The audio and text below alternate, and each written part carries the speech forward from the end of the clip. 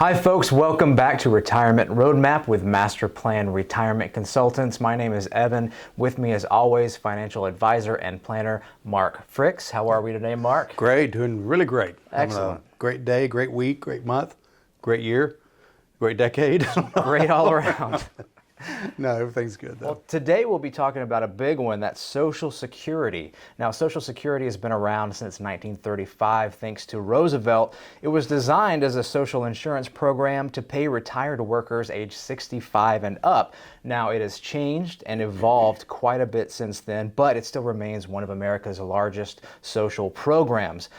There's often talk in the news that's kind of ongoing regarding Social Security, usually concerns. So I guess a great place to start is the elephant in the room. Is Social Security going away? Is it in trouble? Right.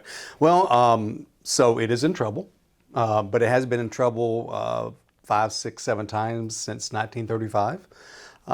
Lots of changes, major changes. I think 7 major changes. 4 were to correct it or fix it. 3 were to make it better. So it's always evolving. So the problem is we're so divisive now as a government, as a country. And so Congress is having trouble getting together on solutions. You know, one solution is raise taxes, which would be mostly FICA taxes, which is what workers pay. But getting back to the original question, is it in trouble? It is in trouble. You know, but a lot of people come to me and say it's going away in 2033 is what I heard or whatever, and that's not true. What's happening in 2033, that's an estimated date, is that right now there's not enough money coming in to pay the Social Security going out. So they're dipping into the trust fund, and the trust fund had built up over certain periods of time, and now it's being depleted because there are fewer workers for every retiree. Part of that to blame is smaller legal immigration.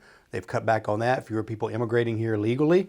Number 2 is the baby boomer generation is eating up a lot of the Social Security payments. Mm-hmm. So it's really gotten out of balance. I think originally it was like 25 or 30 people supported one retiree. Now it's like 2. Right. And that's getting even worse. So they are digging into the trust fund to subsidize the payments. They estimate in 2033 that they will only be able to pay each recipient 70% of what they were getting. So it would be a reduction in your payments, not going away. Now, I'm not saying that's good, by the way. That's got to be solved, but that is the way it works. So there'll be only enough money coming in because there's no trust fund to cover 70% of benefits. So basically, anybody retired or on Social Security disability or whatever would get a pay cut of 30%, give or take. So that's the problem. There's a lot of fear around Social Security right now. I think fairly regularly we have someone say to us, well, I just saw a video online of a guy ranting in his truck saying you should turn it on right now and to get as much as you can before it runs out.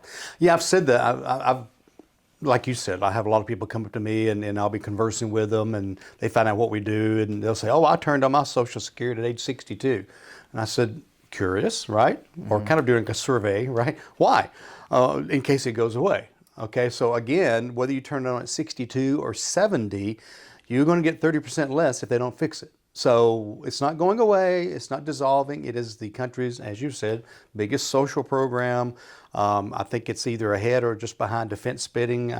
You might have looked that up, I don't know, but that's not going away. There's going to be so many people that will be affected. So that's the problem, is the reduction and how to fix it. So we're going to get into Social Security planning in a little bit later in this conversation. But first of all, when should you take it? Well, so that is an individual decision, as you know. We don't have 3 solutions. We have, actually there's 97 different times you can take it. That's because any month between age 62 and 70, you can turn it on. You add a spouse in there, mm-hmm. You can see the complexity of the situation. Now, a lot of people will just, you know, the day they retire, they turn it on, okay? That's fine. That's not planning, and you're not maximizing your Social Security. You're not maximizing your retirement. So one of the things we do as part of income planning is we use calculations, software, and just good old-fashioned experience to run reports to come up with when to take it and how to take it. So in the old days, it would be they had these little tricks, you know. I can't even remember what they were called. File and suspend was one. It was a very famous where one could file but not take it, let the other one grow, all this kind of, those are gone, okay? So now it's mostly about timing, and especially for a couple.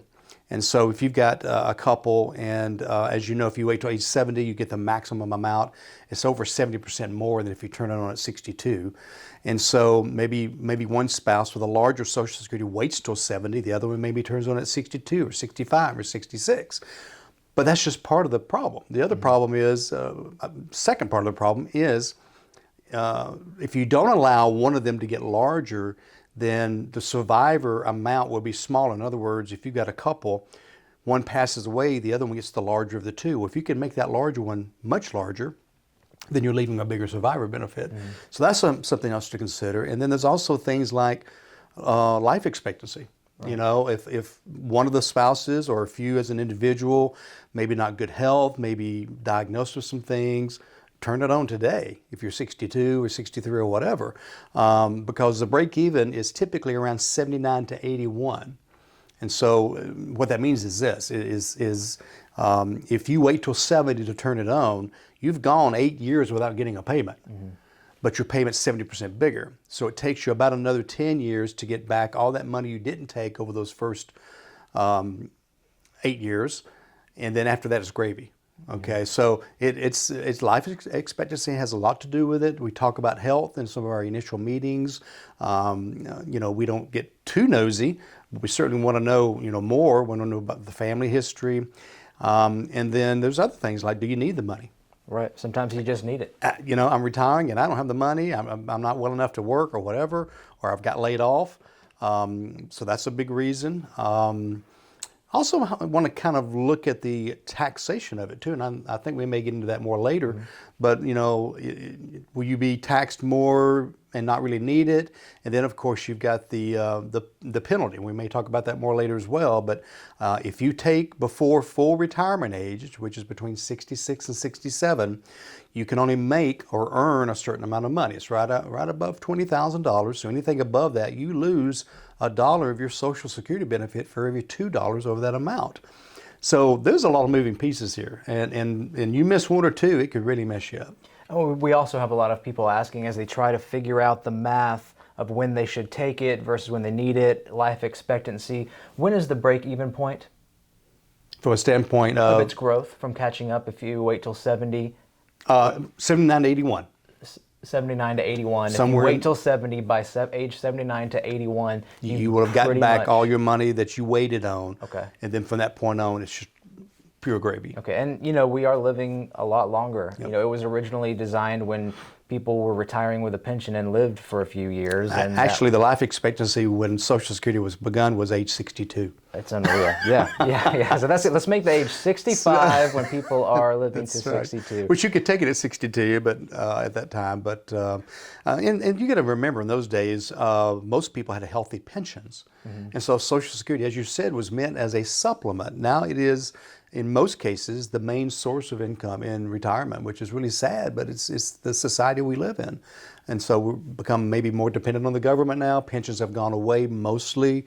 And so it's a changing philosophy. And so if you're working with somebody that, worked with people in the 60s or 70s, or even some of the 80s, things have changed. And now things change like every week, right? Right. So.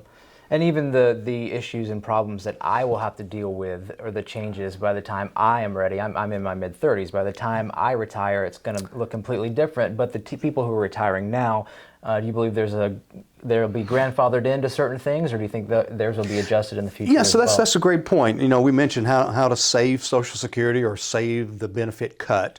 We talked about raising taxes is one thing that always comes out of Congress. Hey, let's just take more money from you. But some of the other things would be like maybe raising the retirement age to 70 instead of 67. That's already happened once. 65 was full retirement age.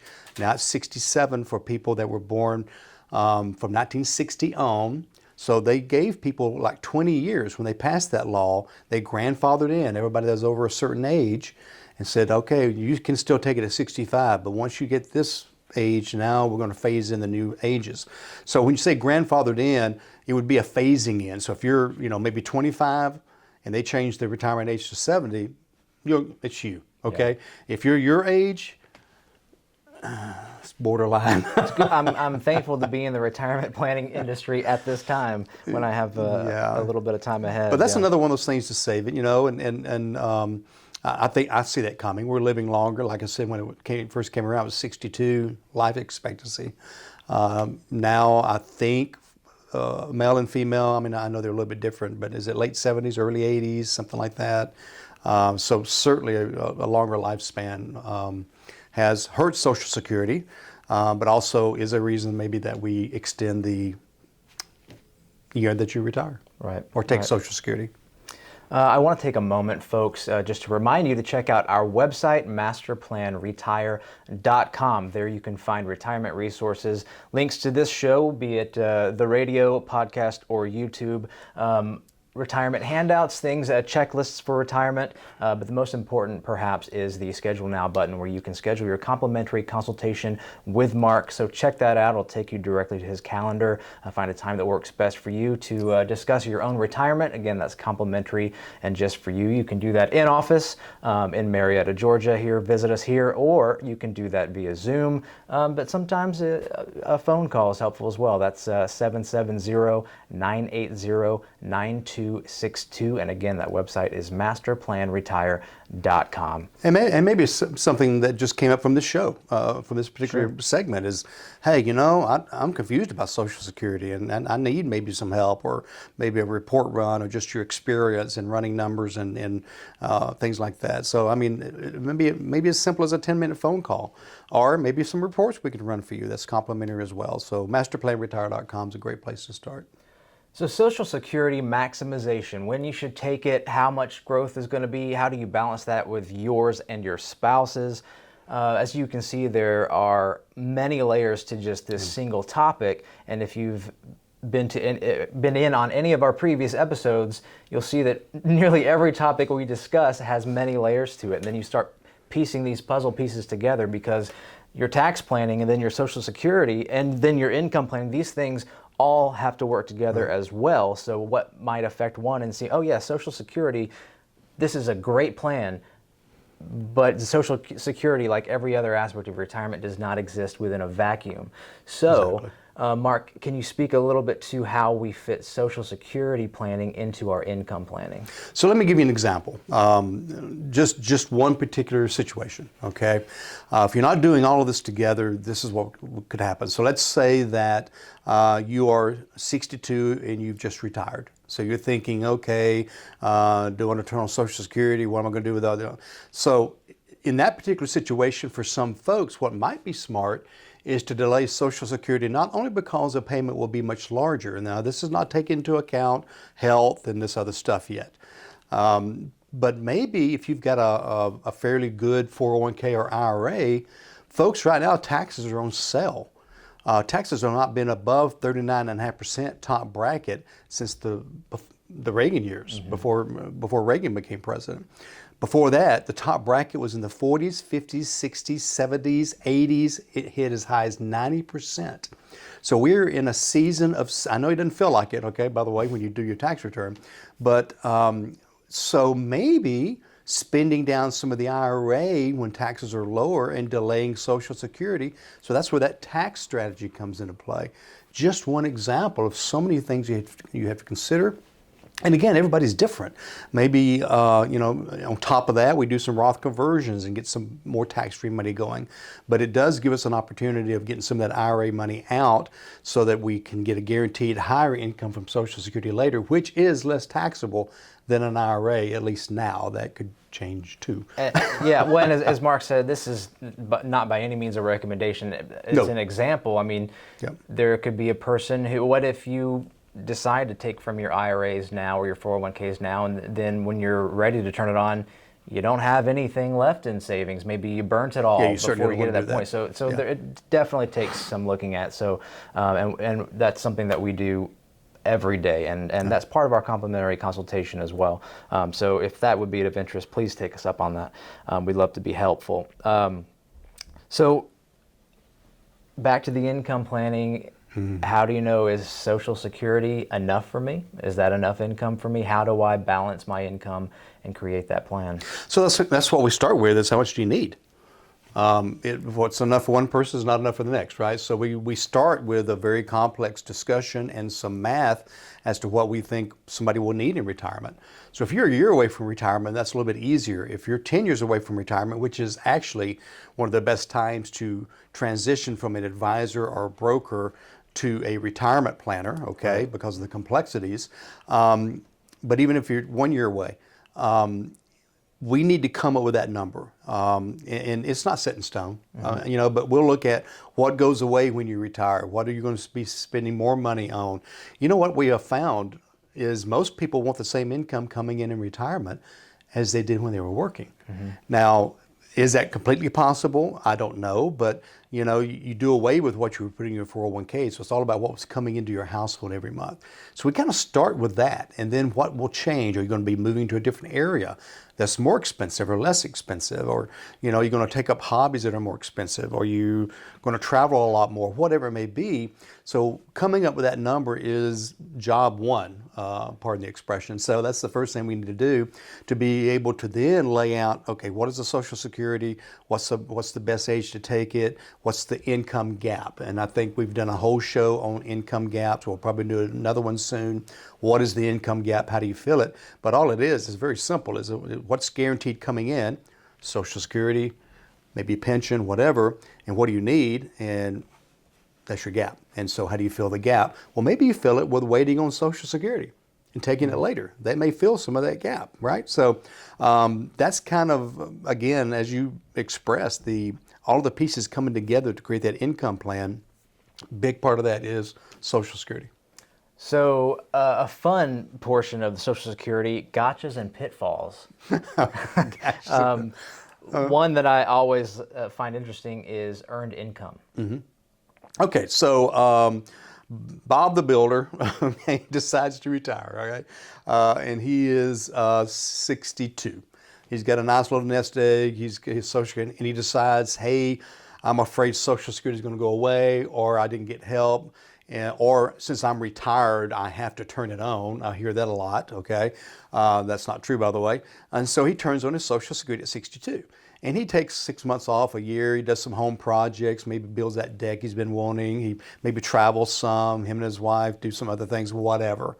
And about a year later, he gets a little bored. He feels like he's losing some of his skills. He's still a young man.